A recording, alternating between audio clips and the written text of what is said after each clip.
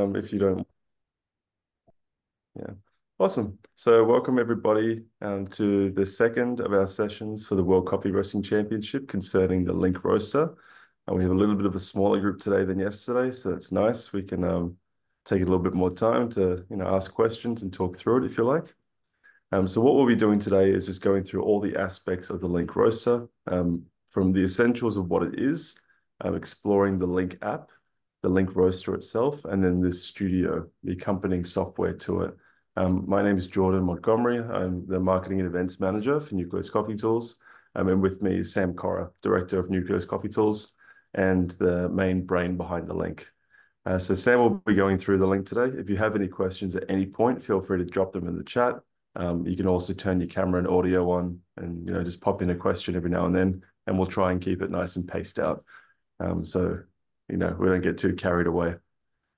Cool. And with that, I'll hand you over to Sam. I do ask Awesome. that you keep your microphones off throughout the call, just in case it's background noise. Um, cool. Wonderful. Thanks, Jordan. Yeah, as I said, today's main idea is to get you guys as familiar with the link and one, how it's going to be used for the event, but also some of the features from very basic to a little bit more advanced to allow you to understand all of the details and aspects that you can play around with and customize for the competition. We'll be running through the three main aspects of the link from the application, the studio, and then the actual roaster itself, and finalizing with an example of how we'll piece that all together for a roast. There will be some areas of the conversation today that will go into some more advanced features. Do note that the link is as simple or as complex as you want it to be. The reason that we are covering all of this details is to make sure you understand all of the attributes and how you can utilize them to your benefits. Do note that we will have obviously time in Busan. Richard, if you don't mind just popping your call on microphone on mute, that would be great. Just so that we don't have background noise. Thanks. Yeah, so we will have time in Copenhagen where there will be scheduled practice time with the units. Obviously, Jordan and myself will be there. So if you haven't seen one prior to the event, want to ask any questions outside of this call or want to get some more experience, there are those opportunities. With that said, let me first get started with what is the link and collaboration with Cafe Logic. So I've been working with Cafe Logic for a number of years, obviously helping them refine the existing model they started with, which was the Nano. We got to a point with that unit that we were really happy with the hardware, but there was a split in functionality where we wanted to offer more features and more advanced control settings and an operating system that would allow coffee professionals to really explore and seek out the benefits of what this technology and hardware has.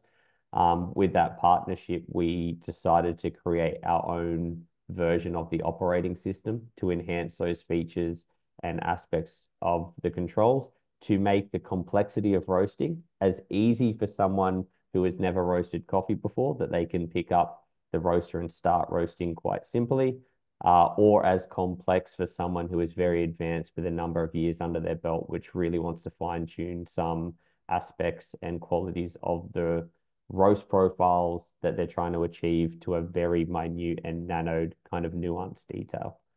So today we are going to cover all of those aspects and show you how you can utilize them.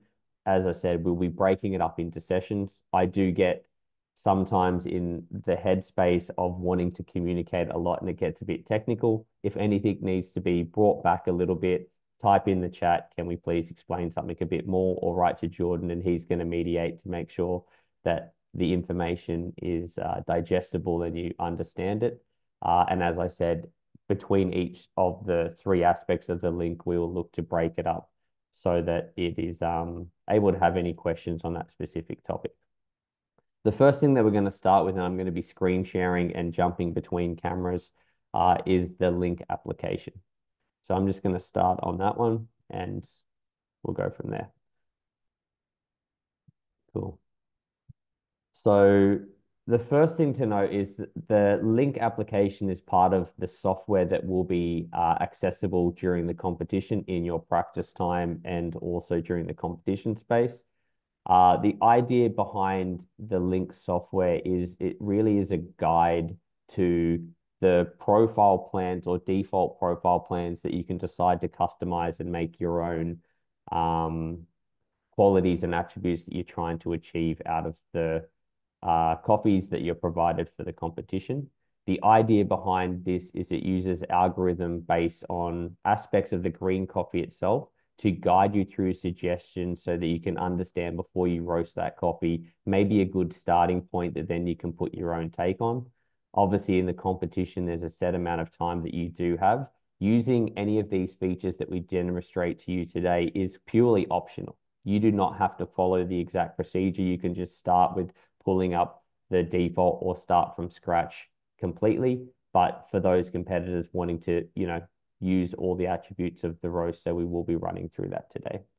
So the main thing that we're going to focus on, I'm just going to go back and turn off so we're in the base function, is mainly we'll be focusing on the profile selector side of the application. So you are aware, in the competition space, the 4 units that will be on stage will each have a MacBook attached to them. The profiling system or this Link app will be on the laptop as I'm using it today for you to utilize, so you don't need to worry about mobile phone or etc. to be able to run this part of the application. When we open up new profile selector, there's 3 options which allow you different features to how we can get recommendations. If we want to select and have the algorithm make a recommendation based on the green coffee data itself and some of the characteristics, we would go new sample entry. What this will do is we'll ask some prompts about the style of roast that we're looking to achieve, and then it will ask you for a volume by weight density and process. And based on the style of roast you are looking to achieve, or maybe length of time, it will recommend a profile plan out of the 15 profile plans within the Link system as default that you might want to start on to make your customizations and edits. If we are more familiar and you guys have done some reading into the text on the Link already, you'll know that there is a manual profile selection. What this allows you to do is if you are pretty familiar with one of the profiles that you would like to use as a base reference, then you can select that and then have the power curve recommendation for that profile made by the data entry of the coffee that you get provided on the day. This means that instead of making a recommendation, if you want to go on your own particular choice, knowing the Link different profiles there are, you're able to make that suggestion. And then the last aspect is the advanced dial-in, which essentially is a refinement of the power curve suggestion. If you do your initial roast and you want to see, actually, I would like a better starting point on which power curve is more suitable for this coffee in order to make the phase timings work. If you're not familiar, that would be your dry phase, your Maillard phase, and your development phase. A lot of the plans when it comes to the roast plan for the Link is around hitting certain percentages in each phase. And that largely stems around when that cracking time is going to occur. If for whatever reason, the initial suggestion is a few seconds off where, the default plan might suggest it should be, using advanced dial-in will allow us to have a suggestion which is more applicable to get it right in that window box. I'm going to go through all of them just so you understand and see, and then I'll also turn on some of the preference menus, which will mimic what features will be turned on for the competition. So new sample entry, the first prompt that we get is obviously what roast style we are wanting to roast for. I understand that it is doing sample roasting is the function that you'll be doing in the competition. However, some of you may want to choose a different length of roast time. So even if you do select espresso, essentially it's selecting an espresso setup roast plan, then you can choose to take that profile, reduce down the development percentage, increases, etc., to make that style of roast that you're looking to achieve. So more why you would use this is kind of getting a suggestion within the different styles of roast, this suitable plan that suits the coffee that they've provided you. For example, today we would be using the cupping as the suggestion.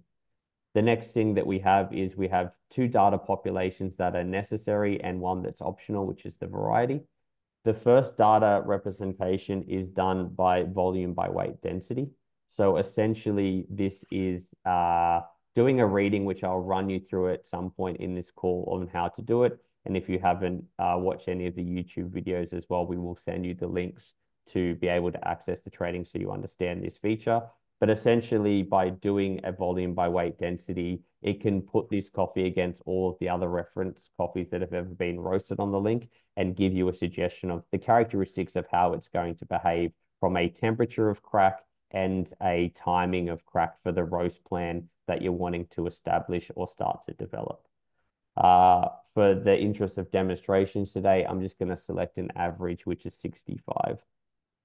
The next aspect we need to put in is just a estimation or a rough example of the style of coffee we're roasting. It doesn't need to mimic the exact amount of hours of fermentation or anything too detailed, just what best suits the style of coffee. So that way the combination of the algorithm from volume by weight density and process can understand how this coffee is going to roast and recommend a good starting default for those who are wanting to use this application.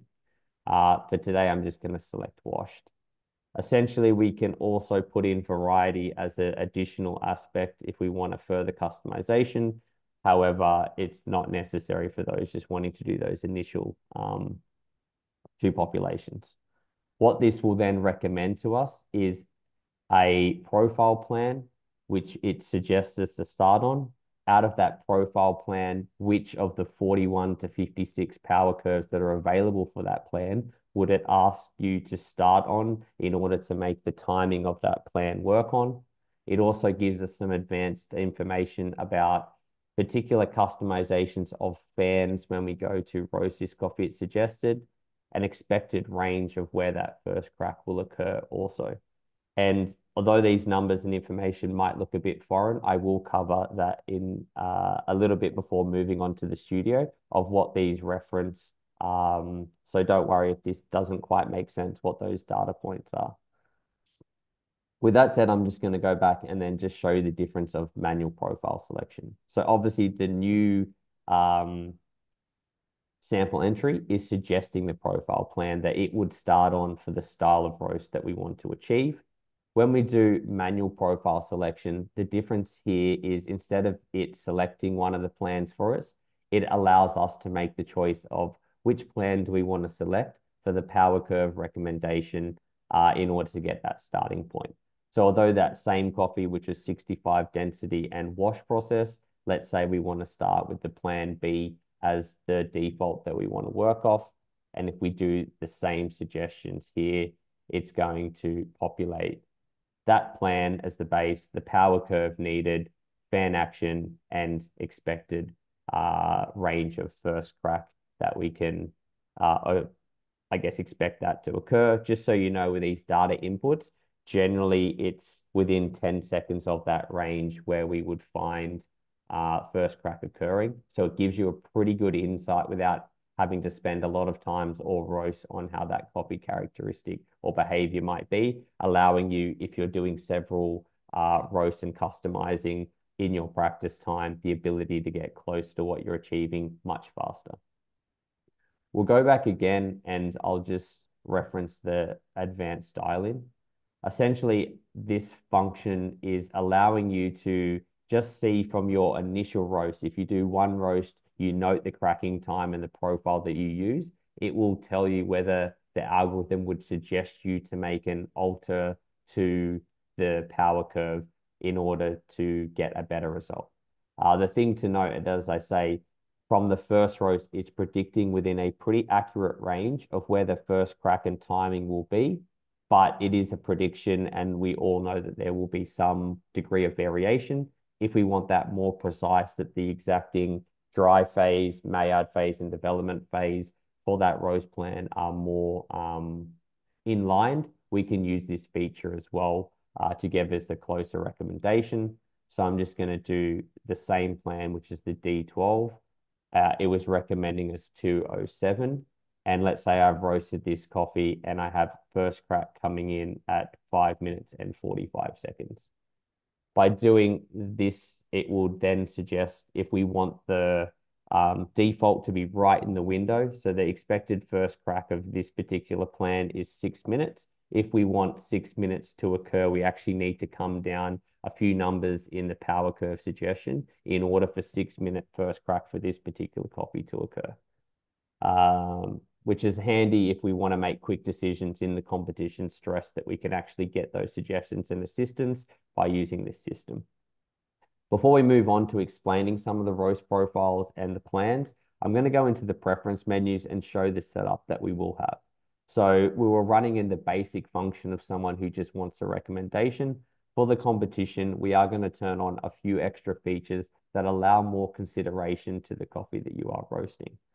The first one is Advanced Arabica, which is going to ask for a screen size input in order to allow the fan setup customization requested to be a little bit more in tuned and specific to the coffee that you are roasting, combining screen size with the density and the variety of the coffee as well as the process in order to give you a more precise suggestion on where you should set the fan up.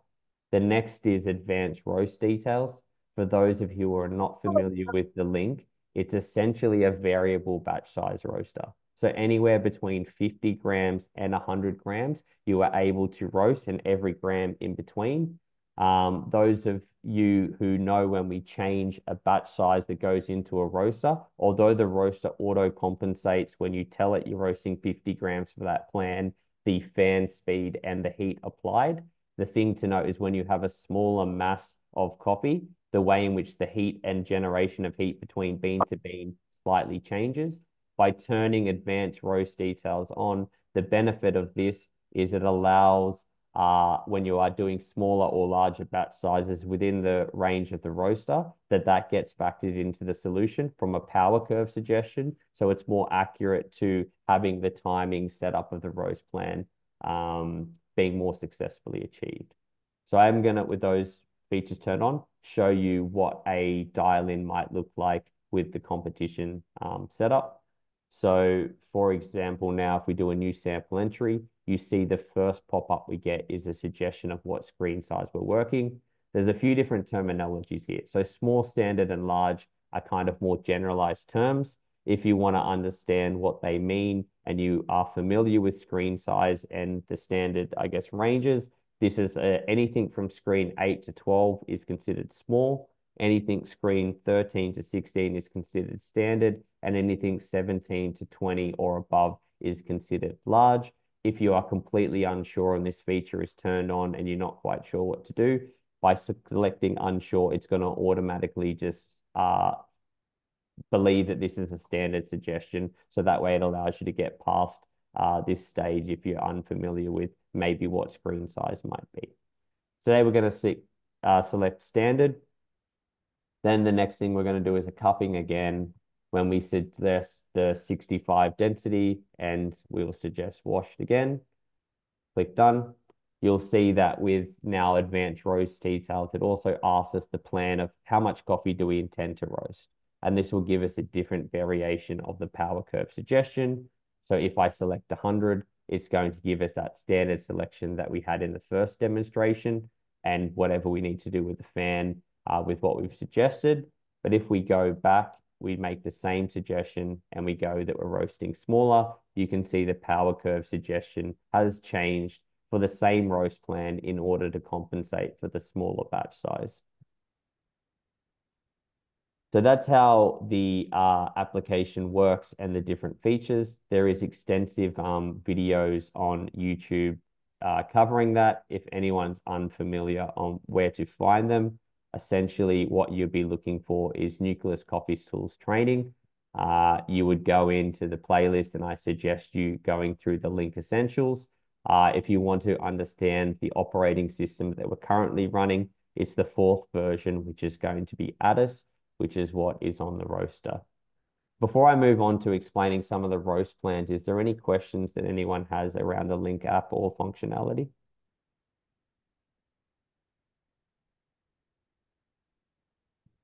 I'll take that as a no and move on. So I guess the main question is, it makes a bit of sense with how the application is set up for the recommendations. What do those mean and what are the different roast plans? So the first thing to note is essentially, and I'm just going to grab it, there is 4 styles of roast that you can select to obviously get a recommendation and a starting plan if you want a, I guess, starting point and not have to develop something from scratch. With these roast styles, there's different variations of the plans. So for the cupping space, there is currently 5 different roast plans, A, B, C, D, and E.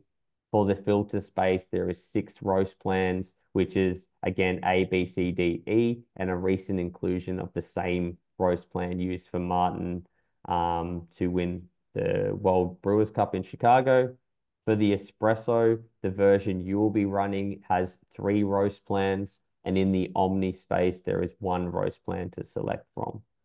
When we go through the functionality and let's say we click on cupping, essentially what that would open up is an option of different plans that suit what we would consider the cupping space.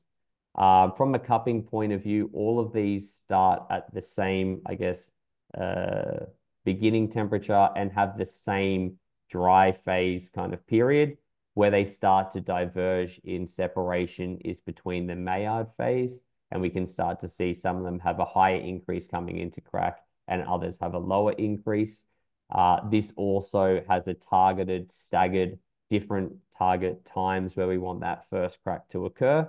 But for the cupping space, we have a relative consistent overall roast time that we're looking to target for that particular style of roast. Because of the different, I guess, approaches coming into first crack and I guess curve shapes, we also do see a variation in the rate of rise or the increase coming into the point of first crack and how those curves will then increase and move throughout the roast profile. So when you select, okay, you select cupping, you've selected the D plan, what then happens next with the power curve? Well, for that, that same plan is duplicated, as I said, between 41 to 56 different times, which allows variation of different heats for the same, I guess, coffee style or shape of profile. The idea behind this is we know that if you have a set plan, a coffee will not just follow the same curve because there is the variations of the coffee. But the way in which the link system is designed is if you have a plan that you want to roast and you want that coffee to fit the plan, it gives you variation of heat options for that same plan in order to have this plan suit any coffee that you want to roast. And the nice thing about this is if there's a particular style of the default so you want to start on to customize or even use and do minor tweaks, it gives you the recommendation of how to best achieve that plan with the coffee that you're provided. So that is the, I guess, basic description of the coffees. If you do want to cover a little bit more detail on what all the different default plans are, what they are, what the timings are, what the lengths and setups, if you go to nucleuscoffeetools.com, you click on how to for the link, and then you go into the usage and features. Scrolling to the bottom, there's a detailed description of all of the base roast plans that are included in the ADA system. If anyone has troubles finding that link before the end of the call, I will ask Jordan to drop that into the conversation just so that you do have a direct link to having a read of those and being able to understand what each of them are. Again, prior to the competition, if there is any questions on specifics of the roast plans that you can start on or select as a default, if you wish to use these features, then we are more than happy to answer those questions. But what I'm going to do now, guys, is I'm going to move into the Link Studio, which is more, I guess, hands-on aspect of the roasting, and then how you would take those roast plans and customize them, or how you would send them across to the roaster and those features. Before I do so, is there any particular questions that want to be answered on the profiles?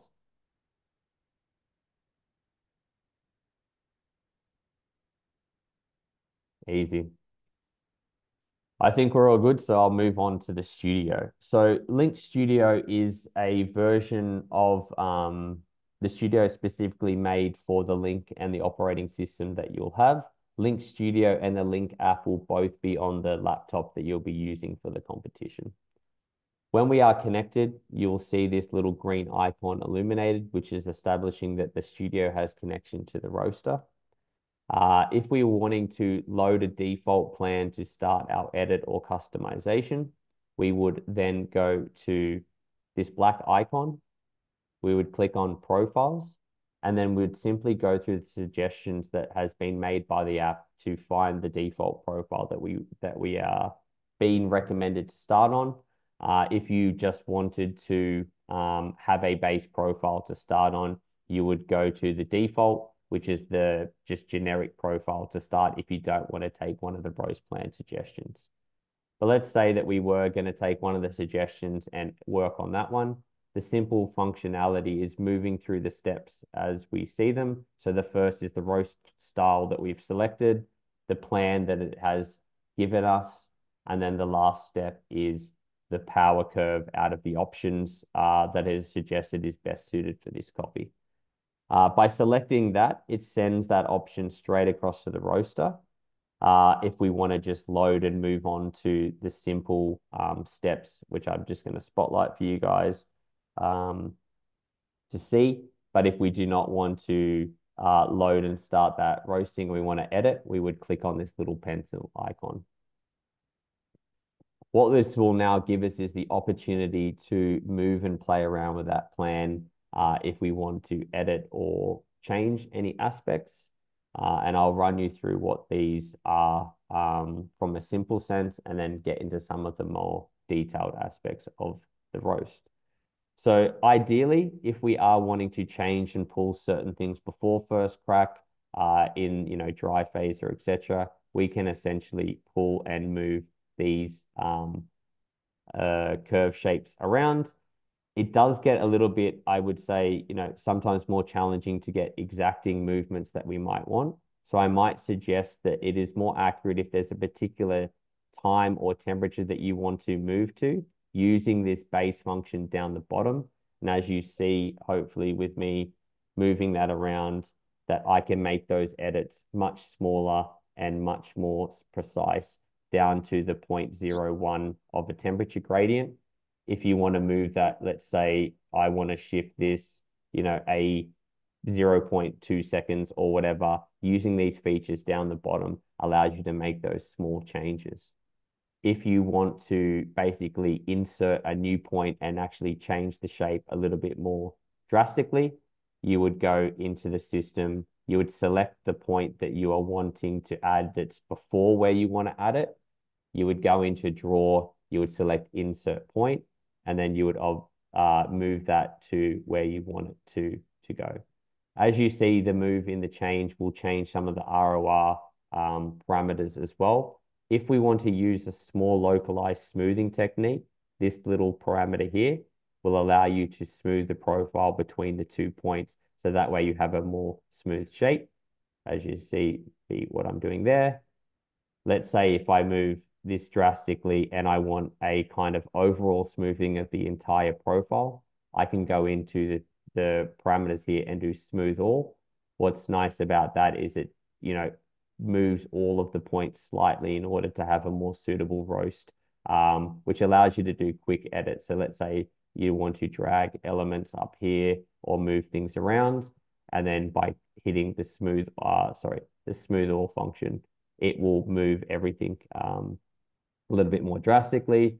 For whatever reason, if you don't enjoy those movements and you want to go back, using the arrows can redo or take you back to wherever you were at the start, which I'm just doing here now.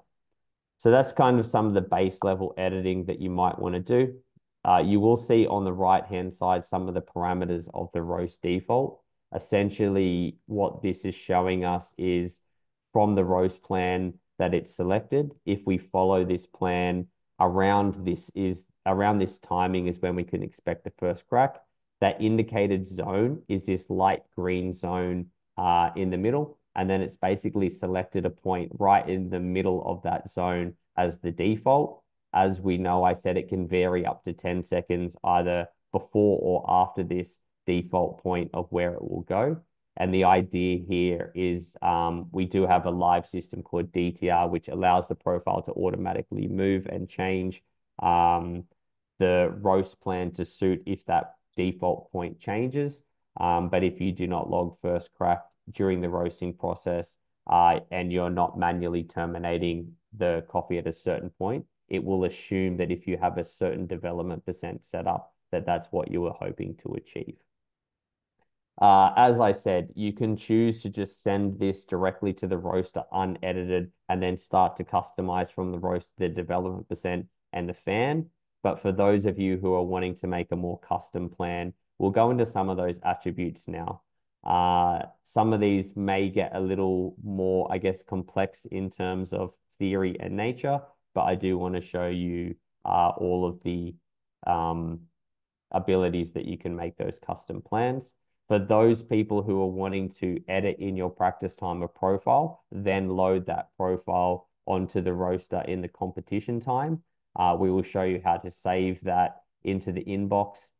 For those who are making a profile live and wanting just to send that to the roaster, you would click Save to Roaster, which is not going to save the profile that you've created, but it's allowing the edits that you've made to be sent directly across to the roaster for what you want to roast. I will show you both because, again, people may want to vary on how they use it. So something that to note with the competition space in the studio, there's different difficulty settings depending on what information we want to show. The difficulty setting that the competition will be set up in is in expert. This allows enough variation of the customizable features in the back end that allow you very precise control over the roaster without needing to have a limited access in view. Obviously, we'll be having that lock so it can't be changed. When we go into that setting, it allows us to customize certain aspects of the roaster that can give us a more precise roast. So the thing to note about the link system is it is a little different to some roasters that you may have utilized in the past, where it doesn't require a preheating or heating phase before you start roasting. Essentially, the function of using the link is to introduce the green coffee into the roaster while it's cold, and then we do a reverse preheat. That the preheat is actually in the drying phase, that we raise it to a temperature instead of having a turning point where we drop the coffee in and let it equalize down at a temperature where we start the roast profile. To give you an example of what that might look like, I'm just going to go into a log of a coffee that I've roasted this morning. And what you will see in that log is that preheat phase during the start of the roast here. Then once it's preheated to the temperature, you can see it come back and follow the roast plan that is being suited. When we look down at the bottom to the ROI, you see that heating plan up. Instead of a turning point where the temperature is curving downwards, you see it heating to a point or a heat peak, and then from there, the rate of rise falling throughout the roasting process. So the way in which you would get your head around it is essentially the best way I like to describe it is a reverse preheat, that we actually heat to the point of where the turn would be, and then from there you have the roast commence. If we want to change aspects of the preheat in terms of power and suggestions on the profile, and I'll just go back to a selected profile so I can edit it. You would see that in this preheat power setting. So a thing to note about the link is it has up to 1200 available watts of preheat that you can use. If you use too much or too little, you can see when you hover over these points that it may tell you that trying to preheat too much or trying to preheat too little may not result in a successful roast, and it may activate one of the safety features, which will say this is not going to ever get enough temperature into the roaster. We're going to terminate before the roast starts. But there is a degree of variation that you do have. As you see in that example that I showed, we had a preheat that came off the line and then joined it in order to make sure that we were through the dry phase a little bit earlier. You have variation that you can customize this to whatever setting that you would need or require. As you can see, the roaster will give you a suggestion or smart tip on what it believes is suitable. That is not necessarily what you need to follow. Something to note is for the different roast plans, even if it's D12, if you select a different power curve, and I'll give you an example of that. Today we're on the 207 power curve. If I go to a power curve on the same roast plan that is lower, we did see that the preheat power setup for that roast curve was 730. For this particular one, it's 700 because obviously the roast itself has a less amount of heat being transferred throughout the roast process in order to compensate and make this profile more suitable for the coffee that may suit this. There is a reduced power curve. So do note that even though you may change power curves or coffee, the preheating for all the profiles or the defaults have a slight variation to them to allow that heat plan to be more suitable. That said, you can up or down or play around with that feature, which is very easy to customize and change. So you be wishing to change the way in which that works.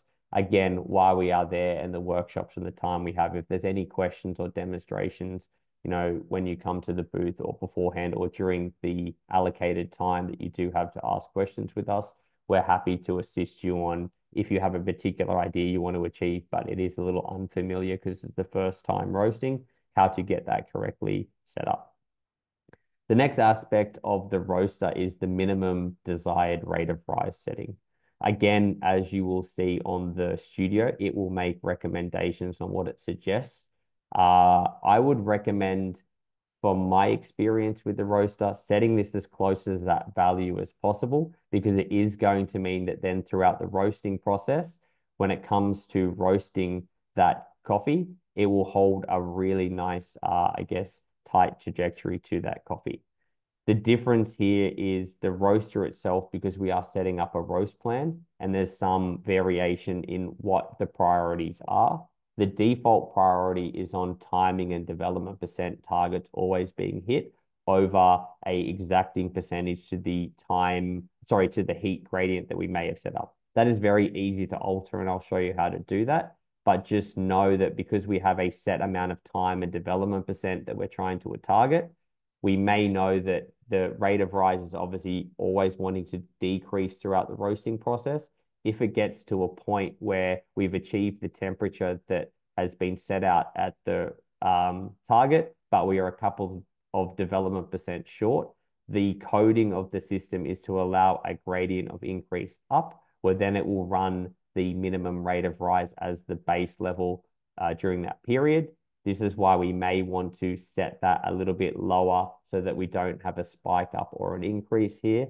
Or we have an option where we can set it at the recommended setting and then use boost zones, which I'll cover in a little bit, in order to have a more precise control over that last stage of the roast.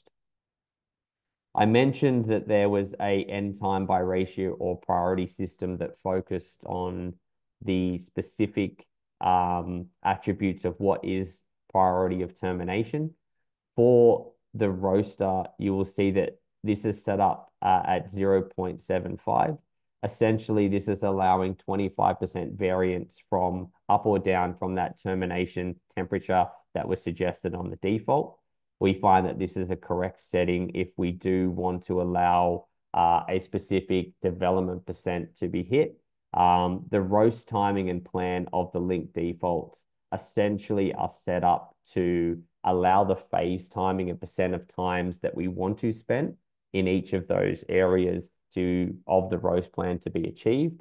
If we are wanting to change this, that temperature is absolute priority, and when we achieve a temperature, we want the roast to terminate, we can change the threshold down, which means that by going lower number, 0.01, 0.02, we have a very minor tolerance that temperature is absolute key.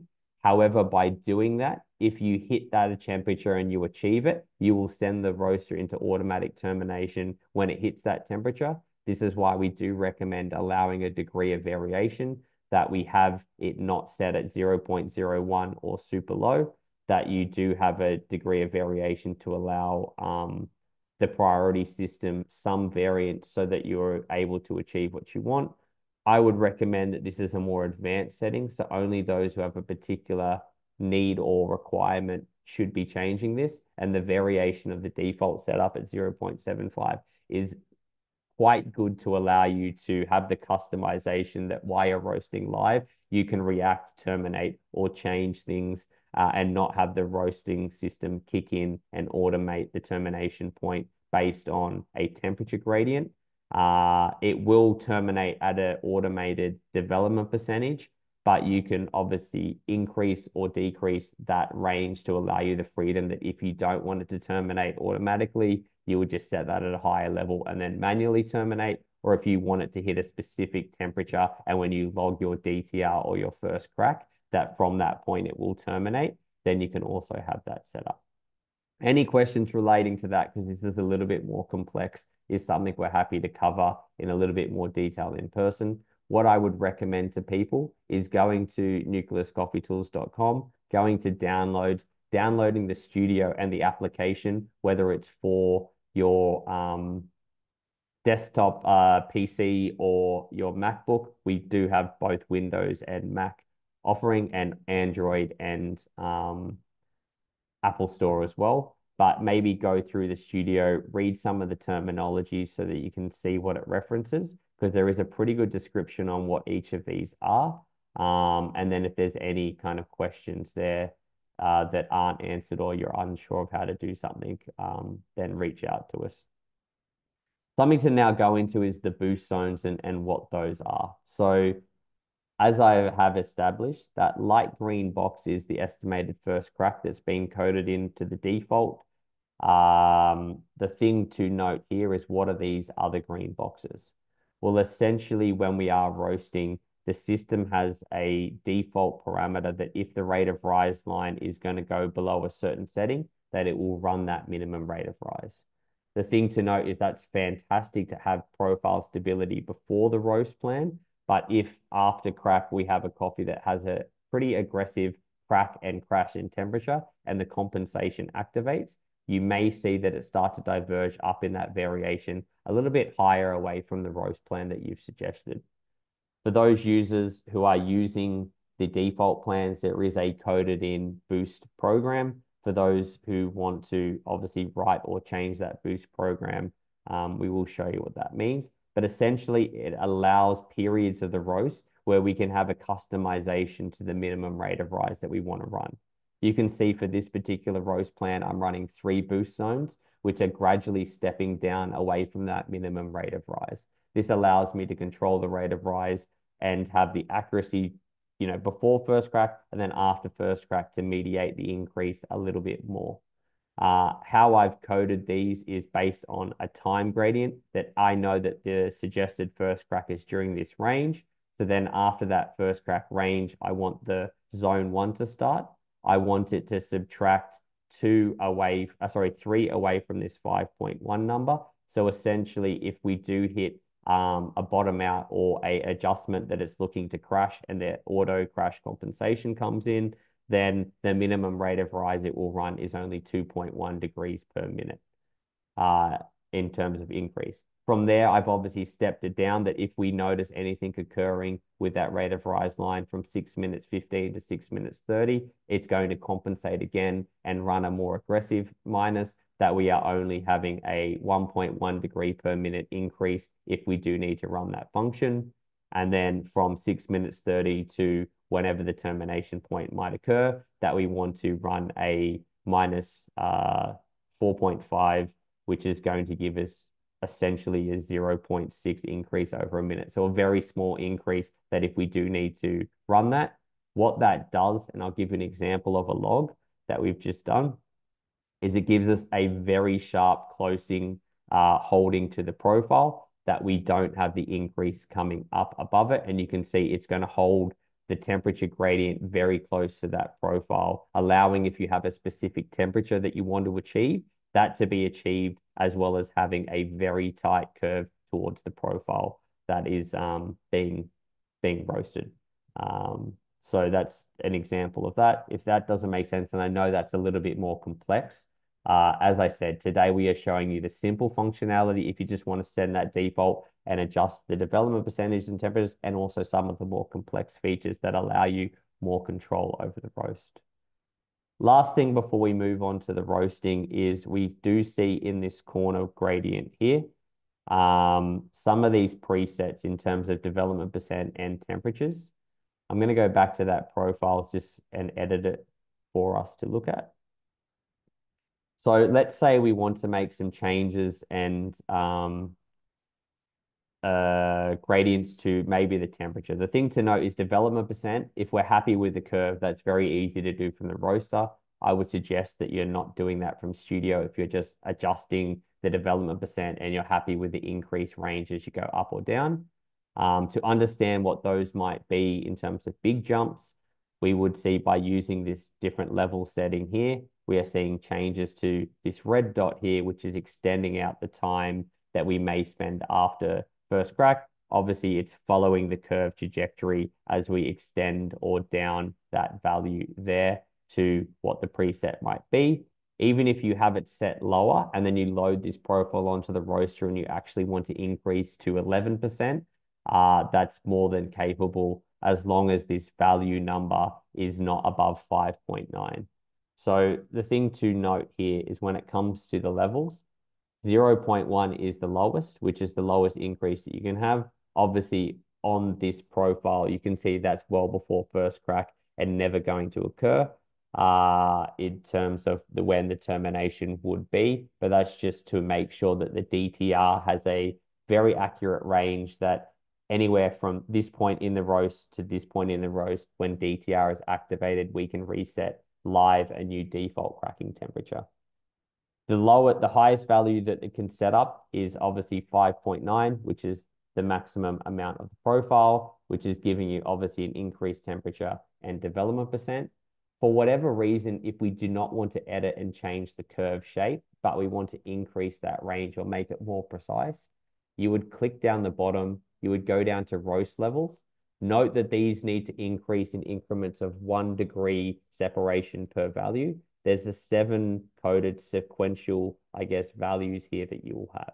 If we want to make these a little bit more tight, that we are not having as big separation between the jumps of the value here, you would code these in smaller amounts. And that would give us a tighter range that, as you see, without changing anything on the curve, even at 5.9, it's a tighter range that we have to work with. And then when we're moving in the Studio between these range, they're a little bit more finite.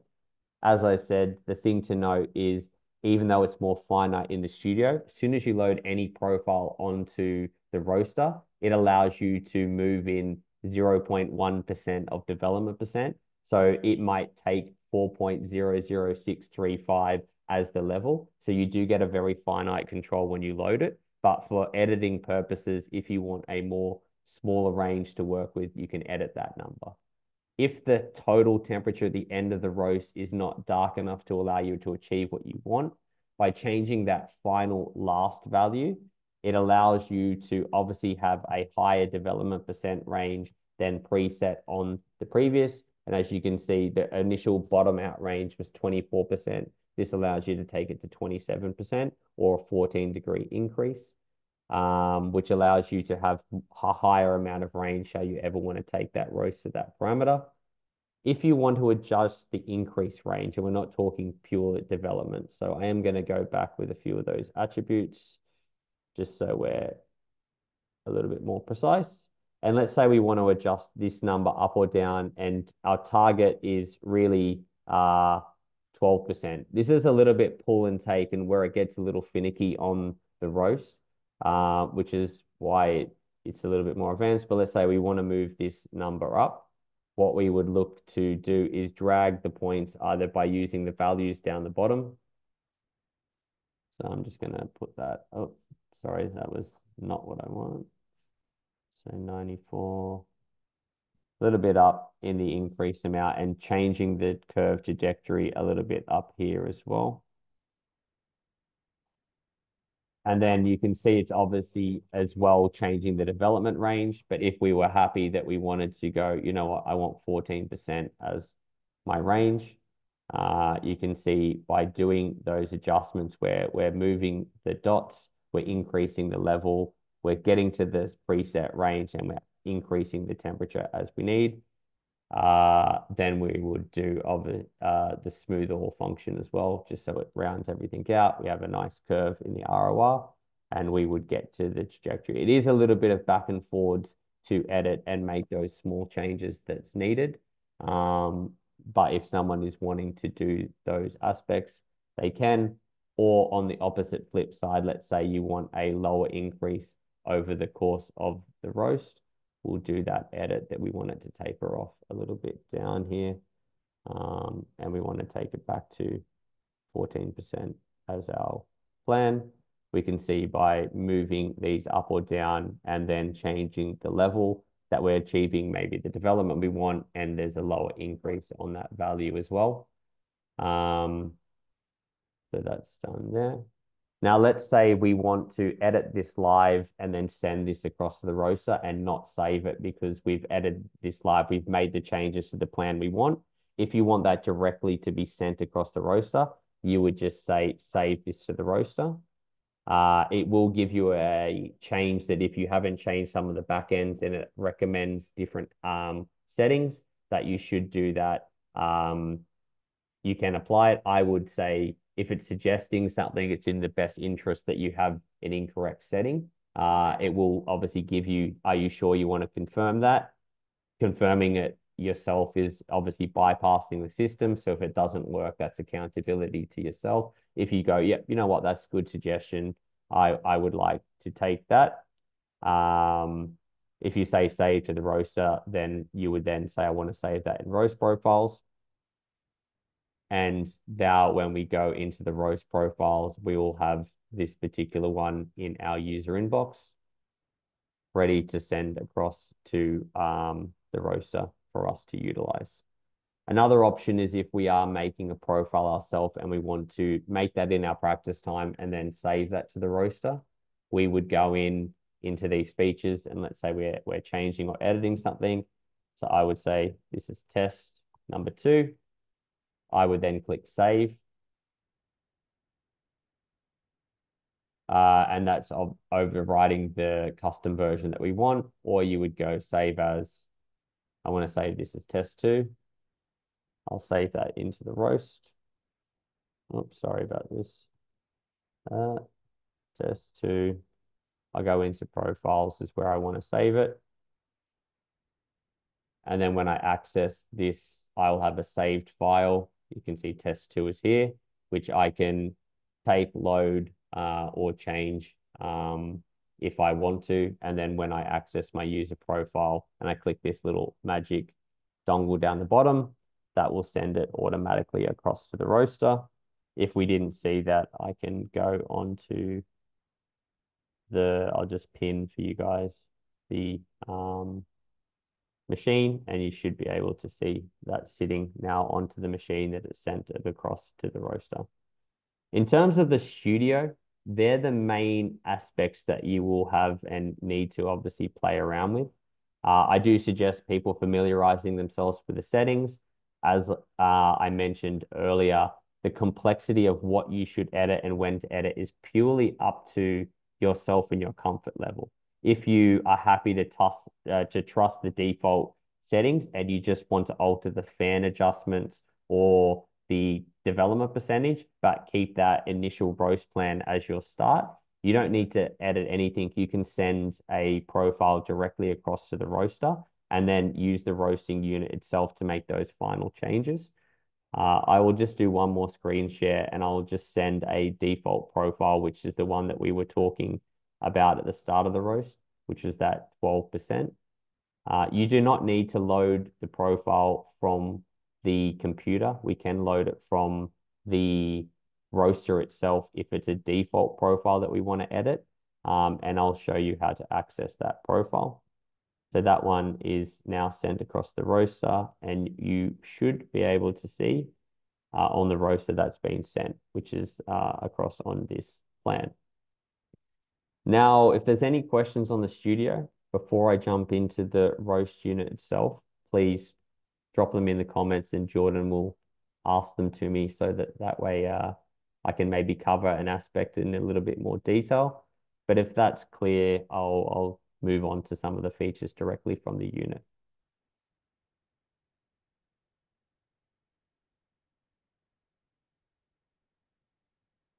Cool. All right, so let's go on to the unit itself. As I said, when we are using a default, if we're not making edit or a change, that will be accessible directly from the roaster, that we don't need to use the studio to make those really tight, finite, I guess, changes if we're happy to go with a default roast plan and just edit it or adjust some of the limited parameters you do have live. The main parameters that you would have to adjust from the unit is the custom fan speed as well as the development percentage, which will change obviously the increase throughout the roast and the time of the roast itself as well. What you would want to do if you're wanting to change to a different roast plan and not use the studio is you would do one click of this far right button.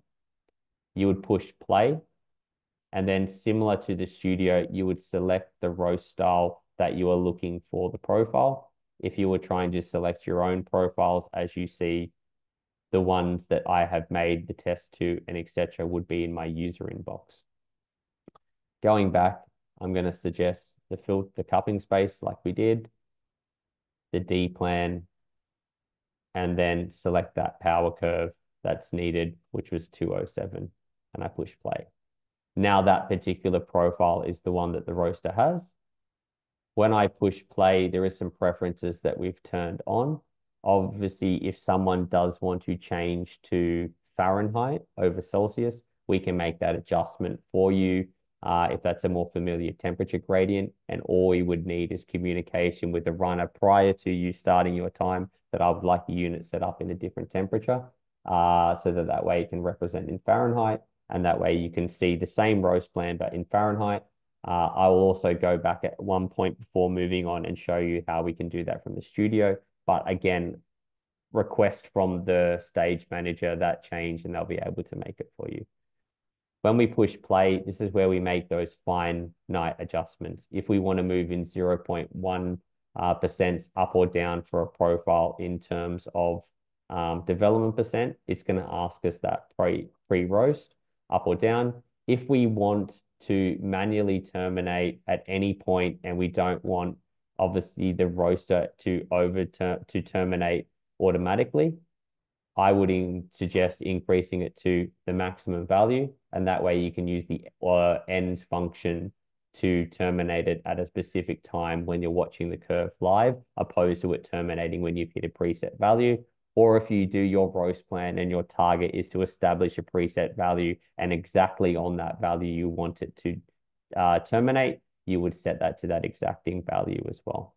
By holding in the button, it will move it up or down in a faster rate than just clicking it, click, click, click, click, click.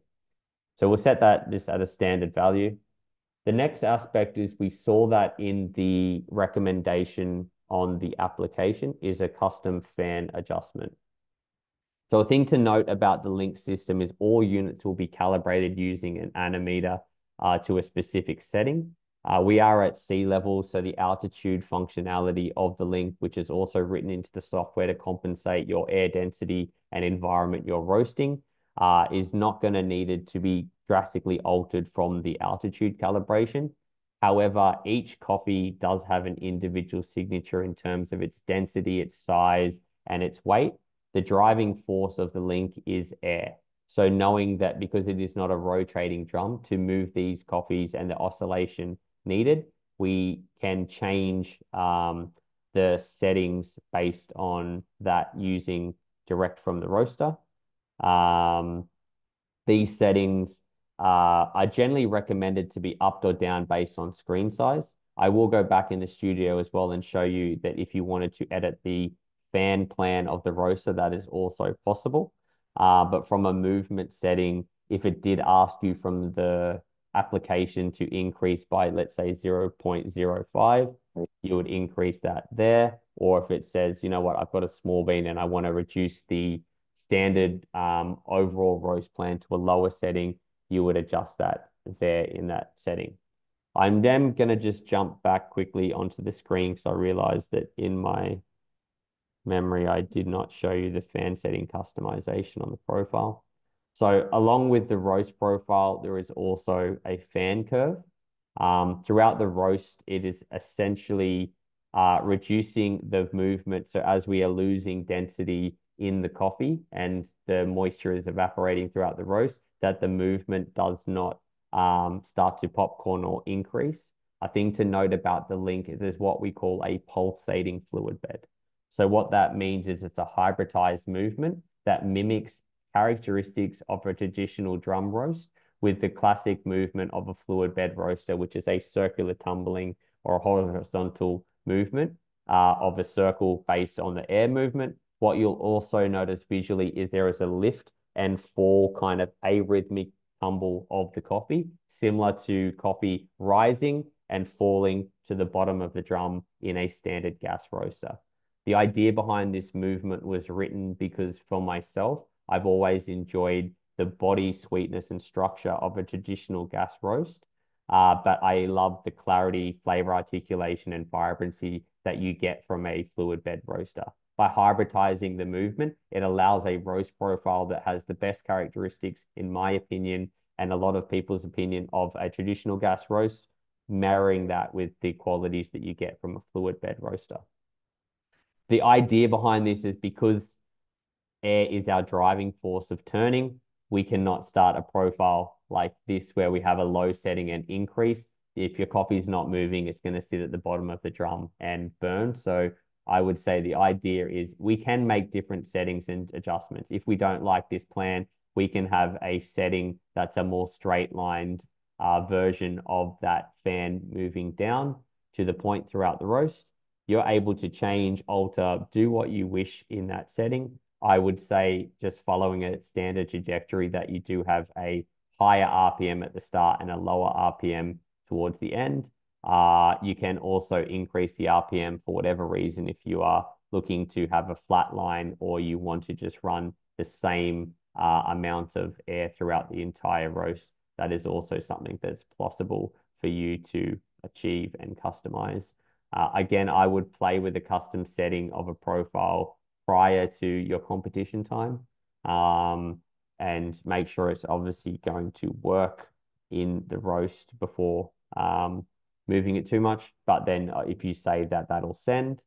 And then what I'm showing you on the unit or what I was showing you is separate to that, that is actually increasing by a certain value up or down the base setting of the roast.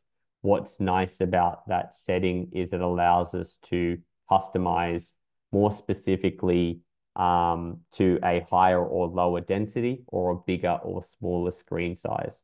If we go back to the LIMP application and we selected that the screen size was bigger or smaller, we would see much more different recommendations when it came to how to use the fan adjust. If we do want to see a visualization of what the fan adjust might do before roasting the coffee, we can do a demo in our altitude trim and up or down that value slightly, just to see what the increase or decrease is. This feature is nice because if you put the chaff collector on the roaster, it's not going to start the roast process. It's just going to show you the fan movement. So by putting your coffee in, doing it at the value, which it will be set at 1.0, which is factory, you can see that if I increased by 0.5 or 0.02 or whatever, what that movement would then change to before you actually start the roasting process. If you're not wanting to play around with the fan profile, you can see that. I would just recommend that if you are using this to play around with, that you set it back to the default factory before starting your roast time, which is at 1.00. I think that that's important. Otherwise, if you leave that at the amended setting and then you adjust the fan adjust, it's going to be an additional plus on top of that value.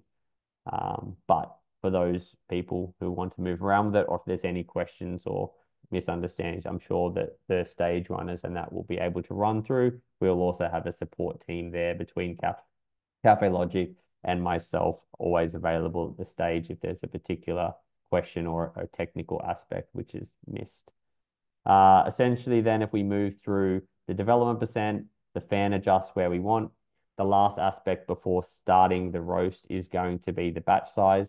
And as I said, it is variable to any gram of coffee between 50 and 100 grams, and it will compensate the fan movement, the heat movement, with a particular algorithm to know what percentage of the value it needs to set up in order to roast that coffee more successfully. When I push play, it is then going to start the roasting process, and then we'll see the live roast of the coffee. While you are roasting live, the variations that you do have is monitoring and identifying different color changes or phase kind of characteristic movements as you wish. The two ones would be color change and development percent, or logging the first crack. Note that logging color change does not drastically alter the roast in any way, but logging DTR or first crack will change the reference point. So when you do have a, I guess, roast, the recommended batch size is really up to the user. For me, I like to roast in anywhere between 80 to 100, 50 and 60 depending. I do find that the smaller batch sizes, tendency wise, will produce a coffee that has the same developed characteristics, but a more soft and vibrant body with more acid forward over the weight and texture. If you're wanting a roast that maybe has a little bit more texture and depth, sitting in those higher range of somewhere between 80 and 100, I find will achieve it. From a point of view that if the coffee has a particularly more challenging post-crack behavioral characteristic that it likes to crash or go down very aggressively or spike up, I would recommend sitting in that 70 to 80 gram batch size, because the roaster has probably the most control, that you still get the full weight and body, but you are not maximize the batch size. So you actually can control those tendencies a little bit better with how the program will work. If we start a roast and we start it before we've wanted to intend, what we can do is from the unit itself, push play and then minus, and that will stop the roasting process. I will also show you that same function when connected to the studio. In the far right corner up the top, there's an end function. At any time during roasting, when you click that, it will automatically terminate the roast. And then while we are roasting, I'm going to show you some of the prompts as well from the unit itself, as well as from the studio, in terms of some of the controls that you do have throughout the roasting process. So I will just go back, unless there's any questions before I start. What I'm going to show you guys is a dial in of the volume by weight density, putting that suggestion into the application, getting the profile suggestion for a default profile. I'm not going to edit that profile in the studio. I'm going to load that straight onto the roaster, and then I'm going to use the roaster itself to do the fan adjust and a development percent change. And then we'll watch that roast go live through the studio and talk through some of the monitoring features that we are seeing.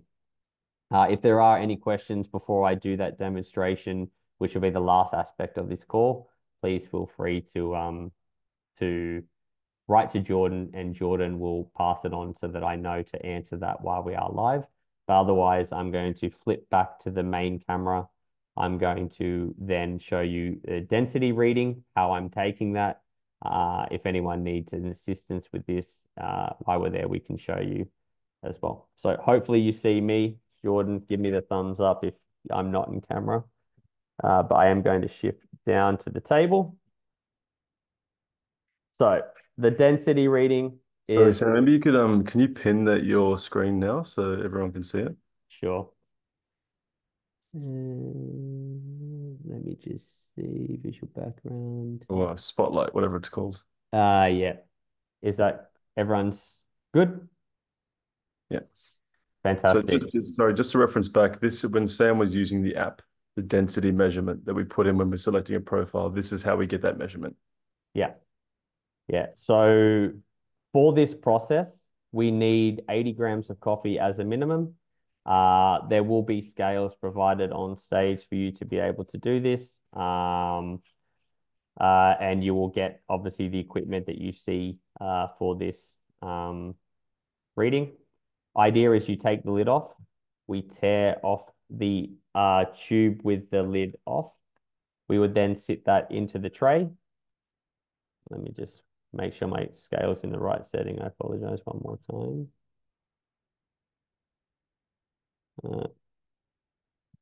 Give me a second. There we go. So that's teared off. Then I'm going to take my coffee. Just using gravity, I'm just going to pour that until it overfills into the tray. The back end of the lid without pushing down. Essentially, I am just leveling off so it's flat. You'll notice that I hold with one hand and turn. I find is the most effective way for a consistent result. Do note that this is not an exact science. You will expect to have a degree of variance of anywhere between a gram or 0.6 or 0.3 per reading. It's just an idea of where this coffee sits in the gradient. I'll then take that tube, I'll place it onto the scale, and you'll see the reading that we've got for this one is 67.3. This is a washed coffee, if I'm not mistaken. Yeah, a washed Colombian. So I'm going to then go into the application. I'm going to actually select a roast plan over having new sample select one for me. And then I'm going to take those recommendations and change it. So I'm going to share the screen now. Going to open up the application. I'm going to go manual profile selection. This coffee is standard screen size, so it's probably looking at it around 15 screen. I want to select a roast plan from the filter space. And the profile that I want to select is I'm actually going to use Martin's base profile today. I'm going to pop in the density, which we read, which if you guys don't remember was 67.2. This coffee was a wash coffee. And the power and these elements here will not need to be changed. We will set you up with the density tube that you have and the power suggestion. So when it comes to using the system, you only need to fill in these two priorities and then variety if you want to. Obviously, this competition is done blind. You get given a coffee, everyone gets given the same coffee. You may have an assumption of what that variety is, but that is not a known value. So it's not a priority that you need to populate. Last aspect we have is what batch size we are intending to roast. For this one, I want to roast this one in an 80-gram batch is what I'm going to load. So we do see that the recommendation I've got is the profile pack I selected was the Martin profile pack. I'm just going to weigh out my 80 grams of green coffee, and then I will get us loading that profile. So coffee's weighed out. I'm going to put this to the side so we know what we're referencing, just so that you can see that as well. To load this profile from the studio, I would click on the black icon. I would click on profiles. Martin's profile, as I've seen, I was selecting the filter. I would select the roast plan, which allows me to select that style as the base that I want to edit as a template. And then 206 is the plan that it's asked me to set up, which I'm going to do. This one will have automatically sent across to the roaster. So for those who did not see, I'll just pin this screen, which I believe you can see both screens at the same time, if I'm not mistaken, Jordan, correct? Yep, correct. Perfect. So you'll see that that's now straight across to the roaster. One thing that I will show you on this is if I wanted to make that same suggestion directly from the machine, I would have done this motion which allows me to bypass the studio, and you can see it straight on the roaster as well. So what we're going to do is we're going to run both the screen and hopefully the roaster at the same time, if that allows me to do it, please. Let me just quickly just try that one more time, because I do believe it changed the view to just my screen. Yeah, I think we'll focus on the studio and why I'm making the changes. I'll flip between the two. So the first thing I'm going to now do is change the range of development that we had. So I'm going to push play. For me, this particular coffee, I do want to increase the base range that I want this development percent to be. The fan that was recommended to be adjusted by the application, and I'll just share so you, just for reference, if you guys missed that, you can see that it recommended the fan was a plus size, so I am going to recommend that up. And then, as I said, I'm going to load 80 grams of coffee into the roaster. So I'm going to make that suggestion. I will actually put the coffee into the roaster now before pushing play. Thing to note with the roaster is the hopper does come off. In between your batches, we would recommend you emptying your chaff by clicking off the top. There will be a bin on stage that you can empty the chaff out into. If you're roasting 100-gram batches, I would recommend doing this every roast. If you are roasting 50-gram batches, then you can get away with 2 or 3 roasts without the chaff really building up too much. But then it also may be a restriction of airflow a little bit because your chaff collector is filling up and the air does pass out through that. So I would recommend, for good practice and most effective roasting, emptying that every roast that you do is going to allow you the most successful roast. So I'm going to push play, and then I'm going to jump back into share screen so you can see that profile loading onto the studio. So that's going to start there now.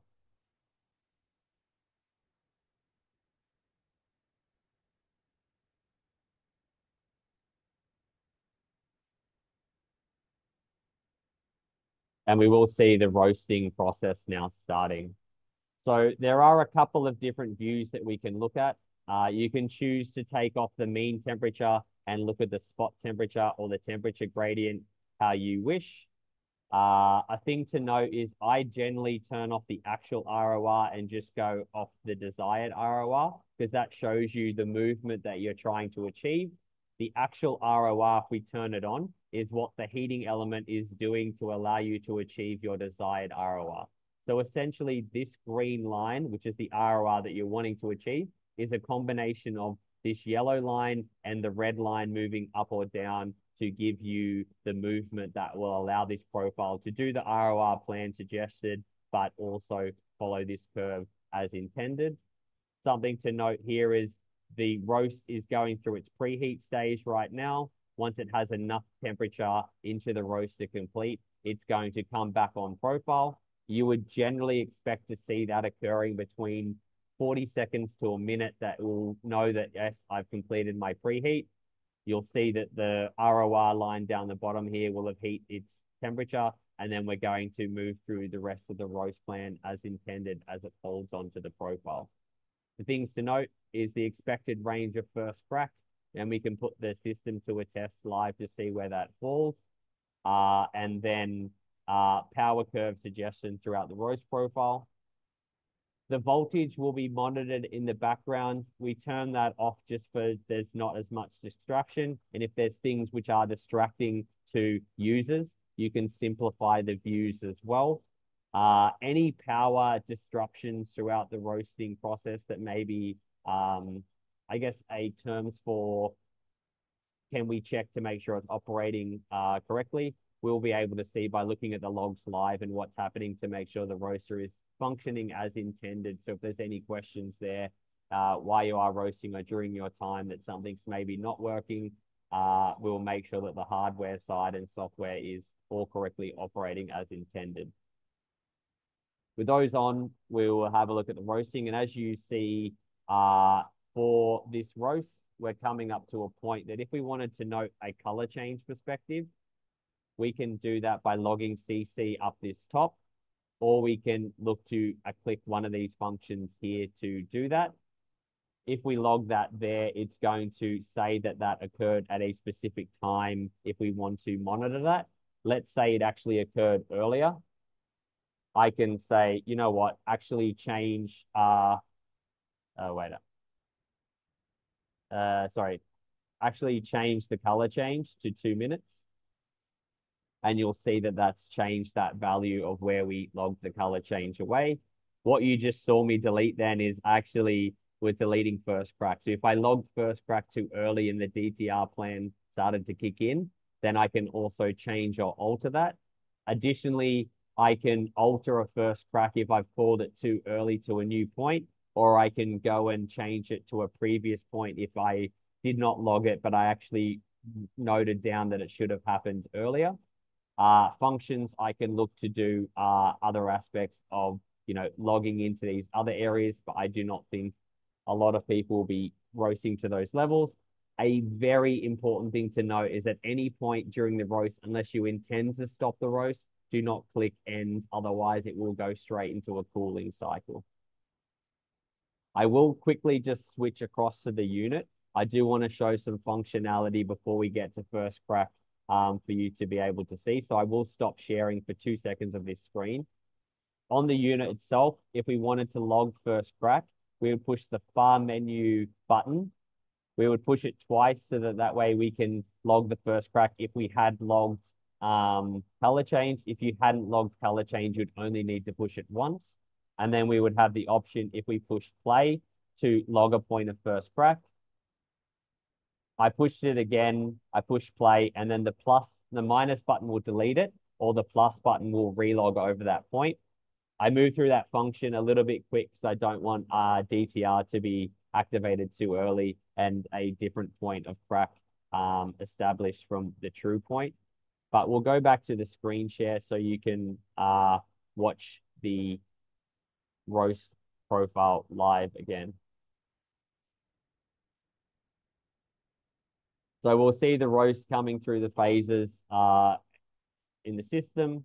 What we are able to look at is it's approaching the zone. If there's any attribute that we want to see an increased view on, we can zoom in on that and we can see the tracking ahead of time of what's going to happen and where things are happening. Similar to the roast curve, if we zoom in on that attribute, you will see the tracker ahead of time predicting of what's going on with the roast curve. A nice thing that I like to do is if we do have a crack zone established, you can see that we're approaching this zone. I'm going to log first crack directly from the unit for this coffee. And we should be hearing that in this window. Do note that the crack is going to be quite audible on most profiles, unless you're using an espresso plan, which is a bit more quieter. The default cracking time for this profile, I believe, is 6 minutes-ish, but we should be in a stage where it's able to be heard around this period, 6 minutes 10. So that's first crack right there. The system's predicted within, I think, 1 second of where that crack would be. Sorry, 6:08 is where it's predicted. And that's where it's at. Obviously, I did that as a manual selection to log DTR.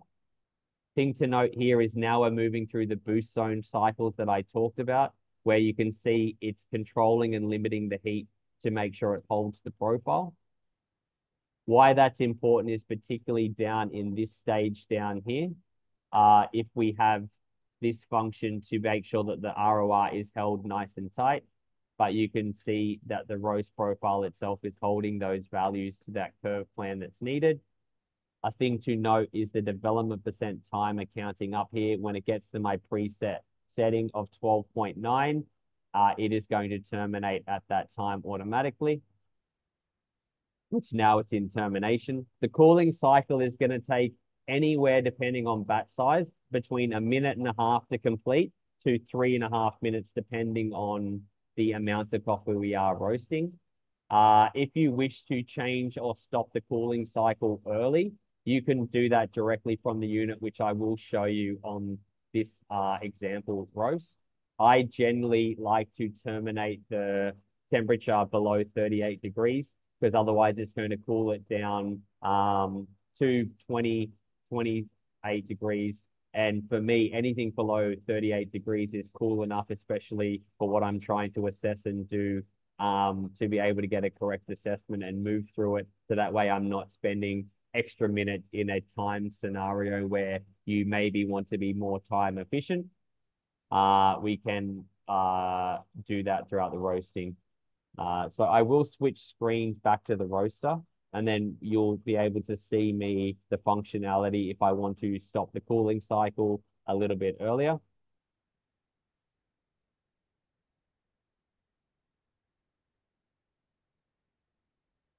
So what I would do is if I want to stop the roast, it's a little bit hot still in this temperature here. I will wait till it gets below 30 degrees, but I would push the play button and then the minus button to end that at that temperature gradient I want. If you don't want it to end or a pop-up at any time you've pushed a button, by pushing play again, it takes it back to the main screen.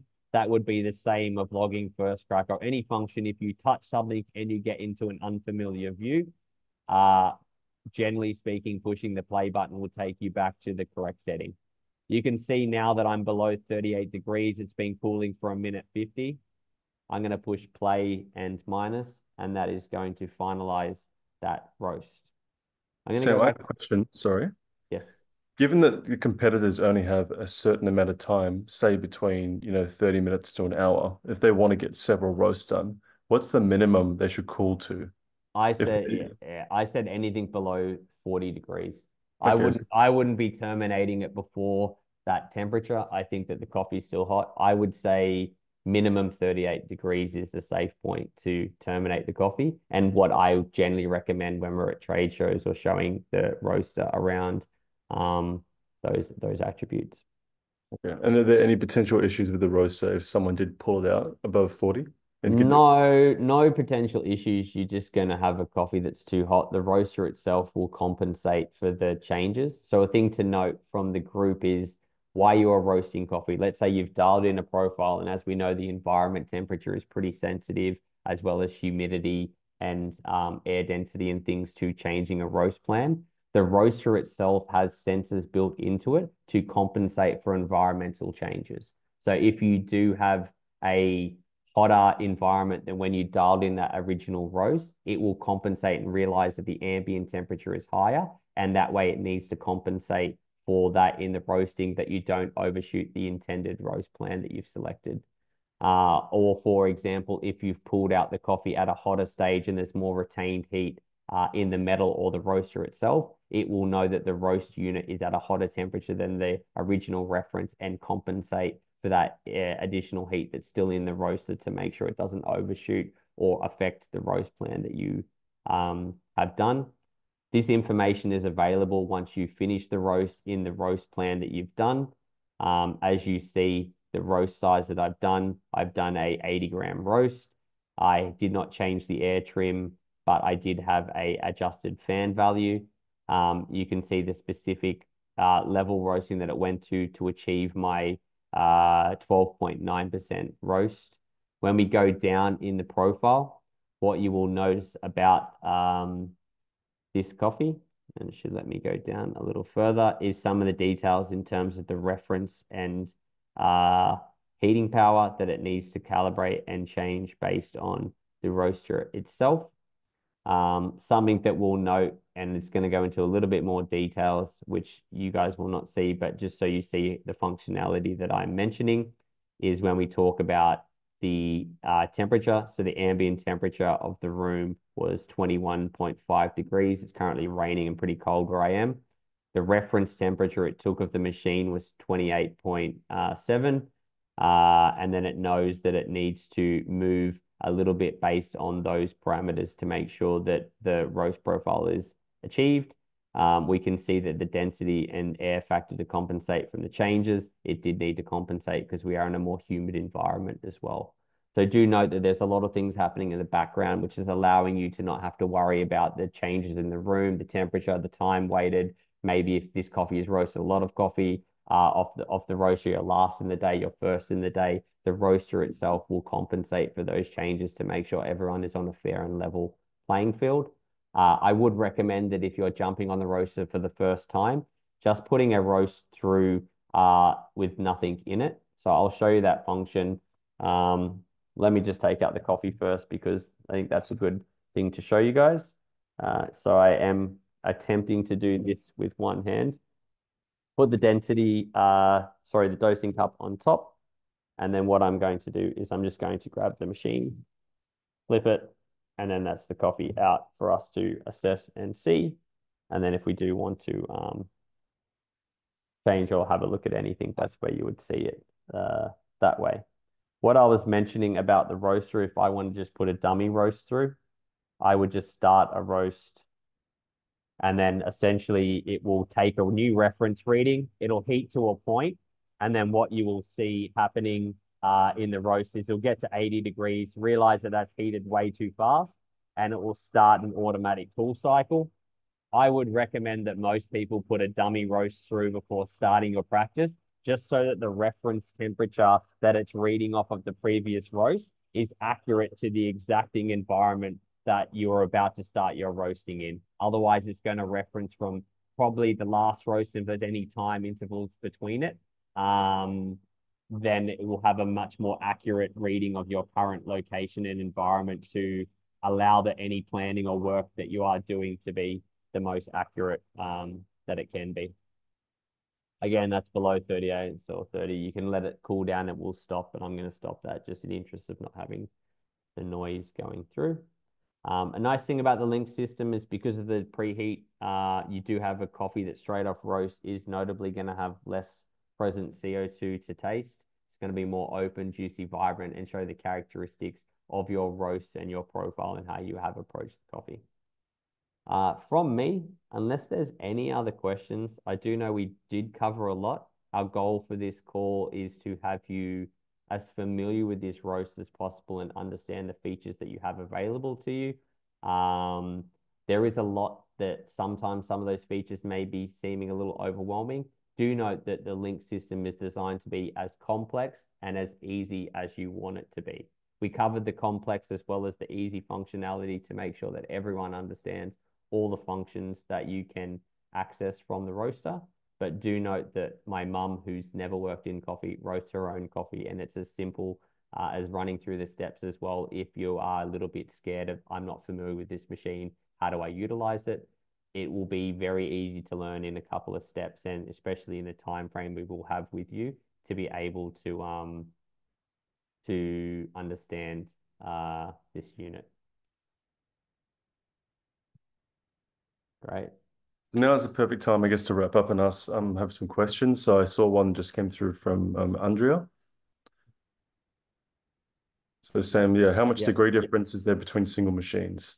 Yeah, so essentially the machines, there's not a great deal of difference when it comes to the hardware build. The difference will be in calibration, but all machines are calibrated from factory. The machines that you'll have the use will be exactly calibrated to one another. And as long as you're using your fan calibration correctly when it comes to the altitude function, if you are in a different location at altitude, you will have a pretty exacting representation of the machine. The builds themselves, whether it's an older build unit you have access to or a new one, will be the same. And the magic about the Link system is as we evolve it and adapt it, everything is firmware and software based update. So any unit can be brought up to the standard calibration or new operating system that will be run. Just making sure that we go into our studio and download the most modern software and firmware that we're running. The only thing to check would be possibly some of the bean movement calibration, but as I said, we go through rigorous testing before being sent out to anyone to make sure the legacy settings are correct. Do note that your machines for the stage will be recalibrated on site to those standards so that any possible shift or error, minor away from factory in transit or over time, will not be a factor to consider. So if you are accessing your machine, the only chance of potential variations, a slight legacy change, but I would say, yeah, 95% of what you're experienced with an older machine or a new manufacturer is going to be exactly the same as long as it's updated.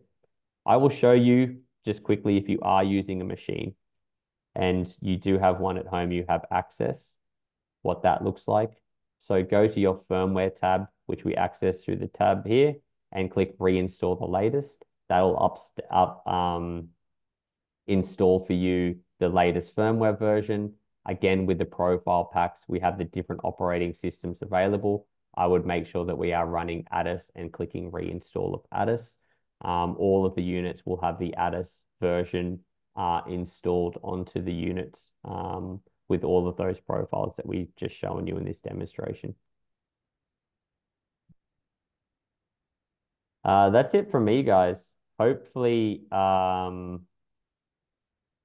everything's covered. As Jordan mentioned, if you don't want to ask anything publicly or you're unsure, please feel free to reach out to us at any time. We want you to have a positive experience with the roaster and not let your misunderstanding or first time experience with the roaster be the reason why you maybe didn't get the roast that you're looking for in the machine. We're here to answer any questions and make sure that you guys are up to date as possible with the functionality of how to get the best out of it or achieve anything that you want. I very much look forward to seeing all of you in a couple of weeks. I know it's all coming very soon now, and it's exciting and nervous at the same time, but I'm sure everyone will do great and very much looking forward to a wonderful World of Coffee in Copenhagen. Awesome. And just to finish up, if there's no other questions, so this session is being recorded, so we will put it online as well. So in case you missed something or you want to check over something, you can go back and look. We'll send you the link as soon as we have it on YouTube. I don't know if it's been announced yet from the World Coffee Championships, but we will be doing a session similar to this, but in person, on your orientation day. So that's on June 26th at the venue. It'll be scheduled, so each of you will be able to come in individually or in groups. To speak to us and learn more about the roaster. We will also have a booth that's nearby to the stage. So, maybe your English isn't perfect, or maybe we talk too fast, so you misunderstood something, you can come and find us and talk to us.